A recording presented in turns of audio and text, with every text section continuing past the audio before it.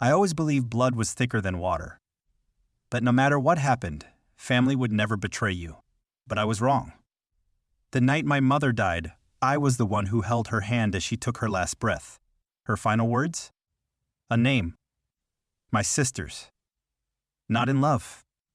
Not in forgiveness. But in warning. Beware Zara. Zara, my older sister. The golden child. Beautiful. Accomplished. Daddy's favorite. While I was the quiet one, the afterthought in every family photo. She got the inheritance, the praise, the love. I got the leftovers. But I never hated her. I admired her. I trusted her. Until the night I opened Mom's old diary. Buried beneath dusty boxes in the attic, I wasn't even looking for it. I was just searching for something to feel close to Mom again. But instead, I found a leather-bound book that shattered the illusion of our perfect family. Page after page lies unraveled. Secrets spilled like blood, and at the center of it all Zara. Affairs. Blackmail. A manipulation so deep, so calculated that I started questioning everything. Was Mom's death even natural? Why did Dad leave us without a word 10 years ago? And Yav all Nams did Mom whisper Zara's like a curse before she died? I didn't want to believe it. I tried to ignore it. But the more I read, the more I saw it, the truth is hiding in plain sight. My sister had destroyed everything I loved, and I was next. That was the moment something in me changed. I wasn't just the quiet one anymore. I was the only one left who could uncover the truth, and I was done playing the little sister. My name is Ariba, the second daughter of the Rahim family and old money dynasty, with a reputation polished like fine china. From the outside, we looked like the perfect picture of wealth, grace, and unity. But on the inside, we were cracked porcelain, barely held together by silence. Growing up, I always felt like the background noise in my own home. My father, Rahil Rahim, was a powerful businessman. Cold, distant, and calculating, he raised us like investments, not daughters. My mother, Amina, was gentle. Too gentle. She lived quietly in the shadows of my father's wrath, and later, Zara's. Zara, my older sister by 6 years, was everything I wasn't. She was bold, brilliant, and breathtaking. From the moment she could walk, she owned every room she entered. People adored her. Teachers praised her. My parents worshipped her. And I just watched. We weren't close, even as kids. Zara always had secrets. Whispers with my father that stopped when I walked in. Sudden shifts in my mother's mood after late night arguments with Zara. She had a way of turning love into control, and I didn't realize it until much later. Still, I tried. I was the good daughter, the obedient one. I did what was expected. I kept quiet when I wanted to scream. I smiled when I wanted to cry. And I convinced myself that maybe, just maybe, that was what being part of a family meant. My only real refuge was my mother. She would read to me at night, stroke my hair when I had nightmares, and hide my drawings in her favorite books, as if they were masterpieces. She was soft in a world that demanded sharp edges. Her warmth was my only shelter. But even she started changing when I turned 15. She grew thinner, quieter. Her eyes carried weight I couldn't understand. And the way she looked at Zara like she wanted to say something but was too afraid haunted me. I asked her once, "Amy, are you okay?" She just smiled and kissed my forehead. "I'm fine, John. I just get tired." That was the last year we felt like a family. By the time I was 18, my father had left us. No explanations.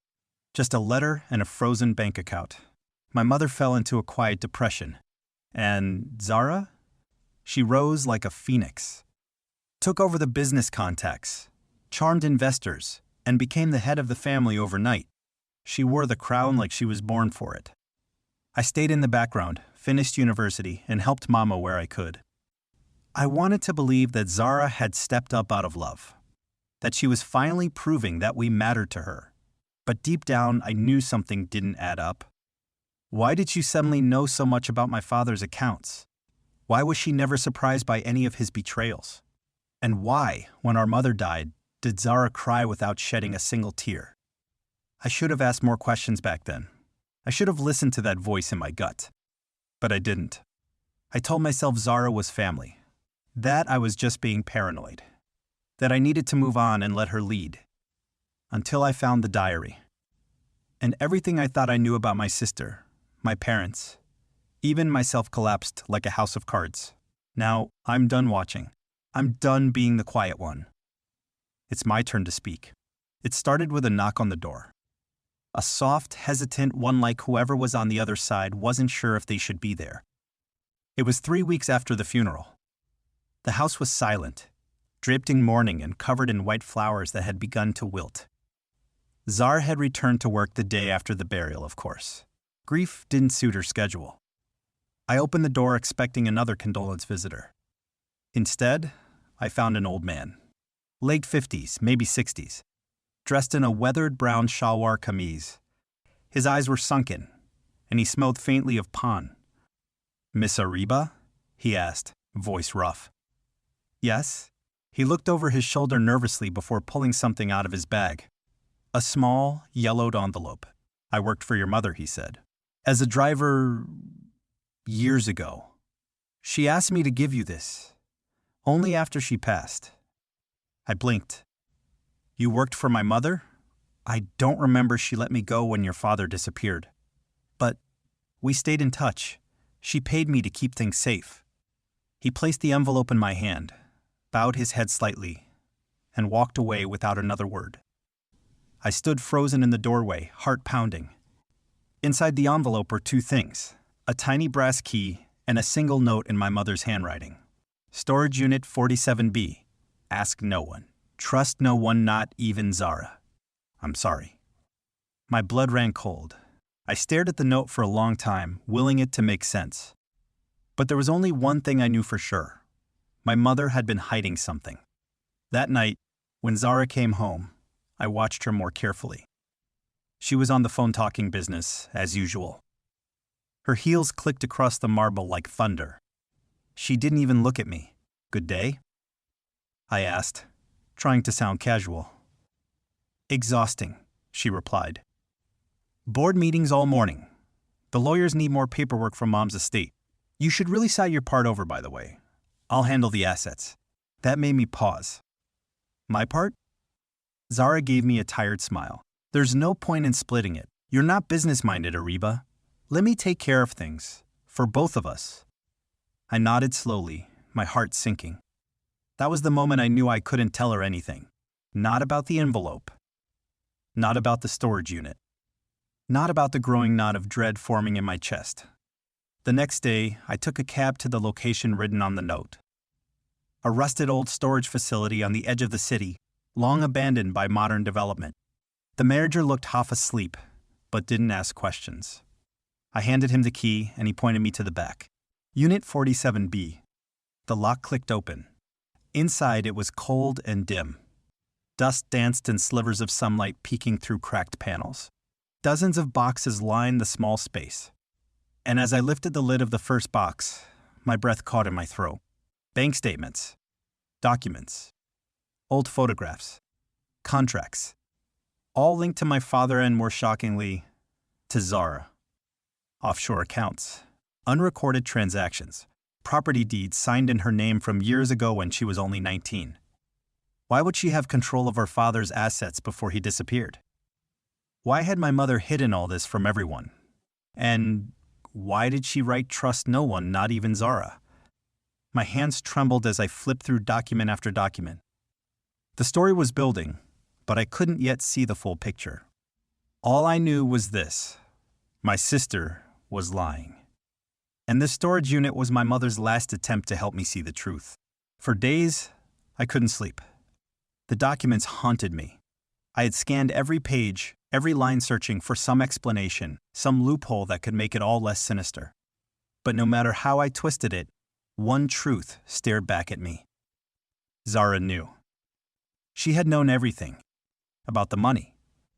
About Dad's sudden disappearance. Maybe even about Mom's decline. And all this time, She had played the perfect daughter, the selfless sister, the new head of the Rahim legacy. The why. I sat on the edge of my bed, holding one of the old photographs from the storage box. It was of my mother smiling. Her eyes are still full of light.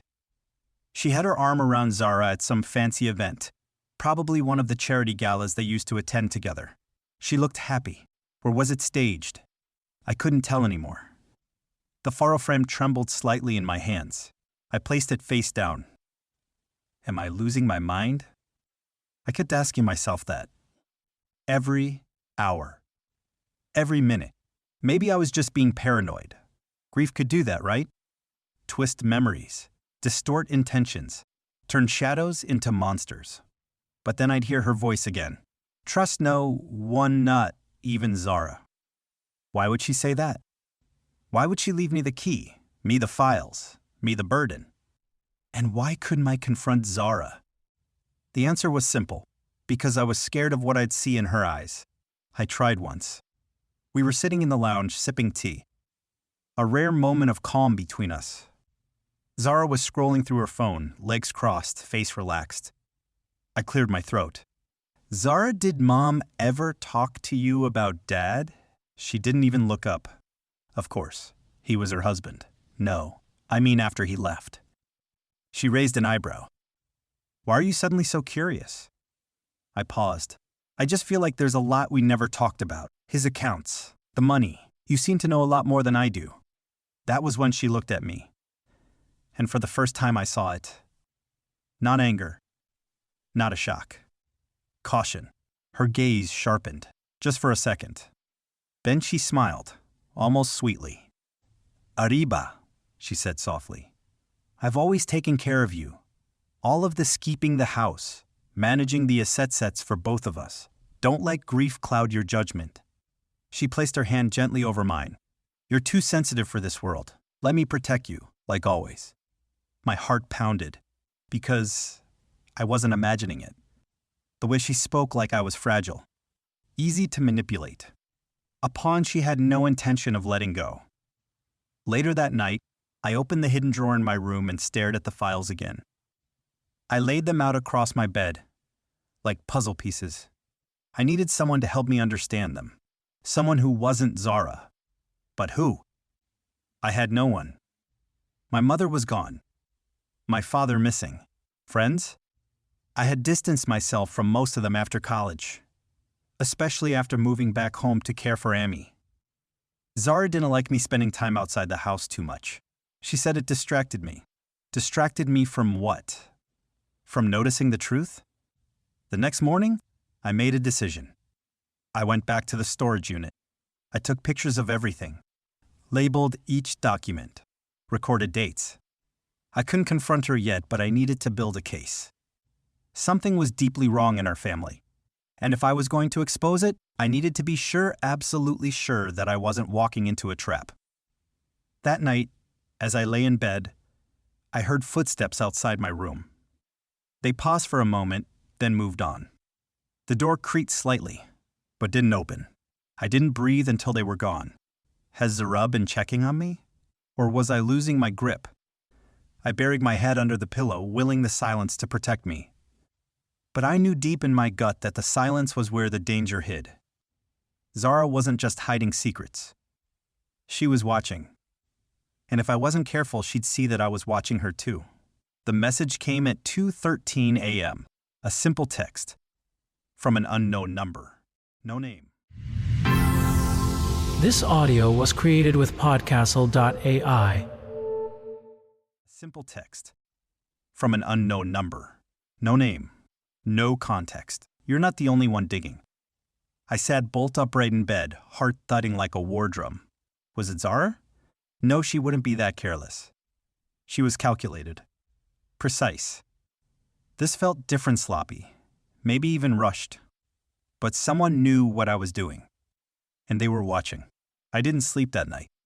I sat in the corner of my room, phone in one hand, pepper spray in the other. Every creak of the house made me jump. Every passing shadow on the wall looked like it might step forward and become real. By sunrise, I'd made up my mind. I needed to leave. just for a day. Clear my head. Find a place to go through the files in peace. Somewhere Zara wouldn't expect.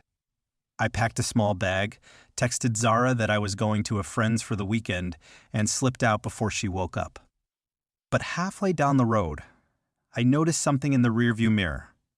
A black car, too far to see the plate, but close enough to keep pace with me. I changed lanes. So did it. I turned left at the next roundabout. It followed. My breath caught in my throat. Panic surged in my chest. I took a hard right, another left, circled the block twice. Still behind me. No doubt now. Someone was following me. I pulled into a crowded shopping plaza and parked. Waited. The car passed slowly, then turned down another road. I didn't move for 10 minutes. When I finally stepped out, legs shaking, I locked the car and walked straight into a small coffee shop.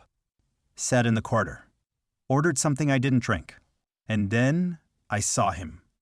Across the cafe, behind a newspaper, an older man with a scar down his left cheek.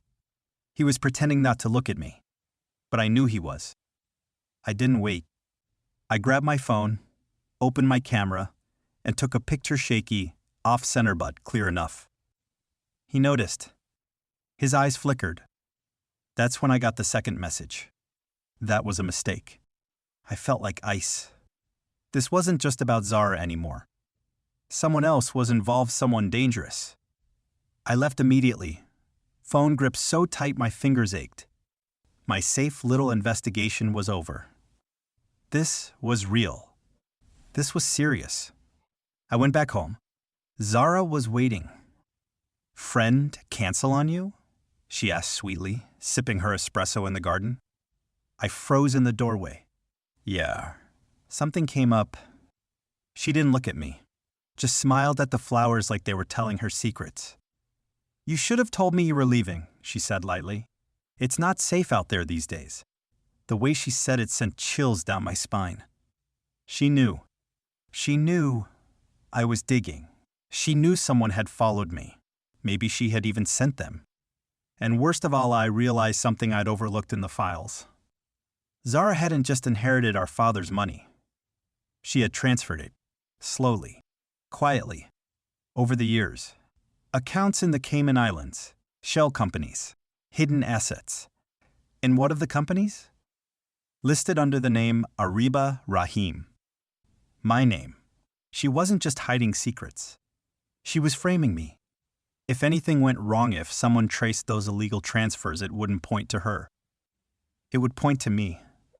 And I'd walk straight into it, clueless, innocent, and doomed. I ran upstairs, locked my door, and pulled out the documents again. Every paper, every signature, every digital trail. She'd been planning this for years, and I had just woken up to the nightmare. I couldn't. This audio was created with podcastle.ai. And I had just woken up to the nightmare. I couldn't breathe. For 3 days, I lived like a ghost inside my own home. Avoiding eye contact, avoiding mirrors, avoiding Zara. But inside, I was on fire. She was using me, framing me. And if I waited any longer, I'd be the one in handcuffs when everything crashed down. So I planned carefully. I printed the key files. The ones she forged under my name. The transactions. The paper trail. I made copies. Hide them in 3 different locations: my car, an envelope I mailed to a friend, and one hidden in the attic crawl space. If she wanted to destroy me, she'd have to find them all. And then I waited until tonight. Zara came home late, dressed in one of her sleek black dresses, heels clicking sharply against the floor. Her lipstick was perfect, like always. But her eyes? They were colder than I'd ever seen them. She walked into the lounge, setting her purse down on the table. I followed her silently, the documents in my hand. "Zara," I said, voice calm, too calm. She turned, surprised by my tone. "Yes?" I held out the files. "Recognize these?" She didn't even flinch. just tilted her head and gave me that familiar, patronizing smile. "I don't know what you think you found, Ariba," she said smoothly, "but you're clearly confused. Again." "No," I said firmly, stepping forward. "Not confused, not anymore." I tossed the papers onto the table. "You've been moving Dad's money into fake accounts, shell companies. You even used my name, forged my signature." She stared at the papers, then slowly looked up at me. No panic. No denial. Just pure, ice-cold calculation. "You went through the storage unit," she said quietly. I nodded. She took a deep breath and laughed. Not wildly. Softly. Mockingly. "You really think you've outsmarted me?" she asked. "You? The little sister who cried during math tests? You used me," I whispered. "You set me up to take the fall if anything came crashing down. Why? Why not just take it all and leave?" Her expression twisted into something bitter. "Because you were always Amy's favorite," she spat. "Even when she was dying, it was Ariba this and Ariba that. She didn't trust me. She never did. But you?" She laughed bitterly. "You didn't even know half of what was going on, and she still gave you everything. She gave me the truth," I said, trembling. "And now I'm going to show the world." She moved suddenly, fast. Before I could react, she grabbed the fireplace poker from beside the hearth and slammed it down onto the table, scattering the documents. I flinched backward, my heart pounding. This audio was created with podcastle.ai. "You think they'll believe you?" she hissed. "You think you'll make it out of this house with anything? With your life?" My voice cracked. "If anything happens to me, the copies go to the police." She froze. I saw it in her eyes, the flicker of panic. 3 sets, I said, holding my ground. Mailed, hidden, ready. For a moment the mask slipped. And Zara, my sister, my blood looked at me like I was nothing more than a problem to be solved. Eliminated. But she stepped back. "Fine," she said, adjusting her dress, pretending to regain composure. "You want the truth? You have it. But let's not pretend you're innocent. You enjoyed the money, the lifestyle. You lived in this house too." "I didn't know," I whispered. "And that makes you weak," she sneered. There it was. No more pretending. I left the room, heart racing, hands shaking. I didn't stop until I locked the door behind me. And for the first time, I realized Zara wasn't just dangerous. She was a storm I barely survived. But I had something she didn't. The truth. And I was done being scared. I didn't sleep that night. Not out of fear. Not anymore. But out of clarity. For the first time in years, I saw everything for what it truly was. The family dinners. The fake smiles. The praise that came wrapped in sharp edges. Zara's perfectly curated mask was ganande underneath. It was something so twisted, it almost broke me. Almost. But I was still standing. The next morning, I walked into the police station with the documents in hand. I didn't tell Zara I was going. I left her sipping her jasmine tea on the patio, pretending nothing had changed. That was her power, making the world believe her lies while smiling sweetly through it all. But I had facts. Proof. Names. Accounts. Forged signatures. And a clear, detailed timeline. It took hours. Then days. Investigators contacted me. They asked for every detail. I told them everything, from the storage unit to the files, to the night she nearly attacked me in our living room. At first, I thought it wouldn't be enough. Zara was smart. Calculated. She covered her tracks too well. But then one of the officers pulled me aside. "She slipped up," he said. "What of the accounts under your name? It was traced to a property recently purchased in Islamabad. She registered it under your name but used her thumbprint to finalize the documents. Rookie mistake." I exhaled. She was going down. The arrest happened quietly. No cameras. No spectacle. Just 2 officers arriving at our door with a warrant, asking Zara to come with them for questioning. She didn't resist. She smiled at me as they walked her out. Like this was some kind of game, and she was letting me win for now. but her eyes, they promised war. 2 weeks later, I was called in again. Not just as a witness, but as a suspect. My stomach dropped when I walked into the interrogation room. "We need to ask about your involvement," the officer said. "We're not accusing you, but with your name on several transactions." I froze. This was it. Zara's trap is tightening around me. Even behind bars, she was dangerous.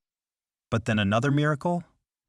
My friend Miriam, the one I'd sent the backup envelope to, came forward. She had forwarded the files to a retired forensic accountant she knew. The expert provided a sworn statement. Timestamps, handwriting analysis, forged digital signatures, all clearly pointing to Zara. My name was cleared. Officially. That day, I walked out of the police station with tears in my eyes and sunlight on my face. For the first time in my life, I felt free. But it wasn't over. Zara was facing trial. And the media had caught wind. It became a headline. Wealthy heiress accused of defrauding family, framing sister. Our faces were everywhere. Neighbors whispered. Relatives called, pretending they had no idea what she was capable of. But they knew. Everyone knew. They just looked the other way. I didn't. I fought back. And I won. But the victory felt hollow. One evening, I visited her. Not out of guilt or pity. Out of closure. She sat in the visitation room, hands cuffed, face still flawless even in prison beige. "You got what you wanted," she said flatly. "No," I replied. "You got what you deserved." She smiled, bitter and tired. "And you think they'll love you for it? You think they'll see you as anything more than the girl who took down her own sister?" "I don't need them to love me," I said. "I just need them to stop believing your lies." She looked at me for a long time. Then I laughed softly. "You're not the weak little thing anymore," she said. "No," I agreed, "and I never will be again." I stood up and walked away, not looking back. As I stepped into the sunlit parking lot, the weight I'd carried for so long finally lifted. Zara had always said she was protecting the family legacy. But all she'd done was poison it. Now, I had the chance to rebuild. Not for the money. Not for revenge. But for me. Because sometimes, you don't need to be the strongest. You just need to survive long enough to tell the truth. And I had.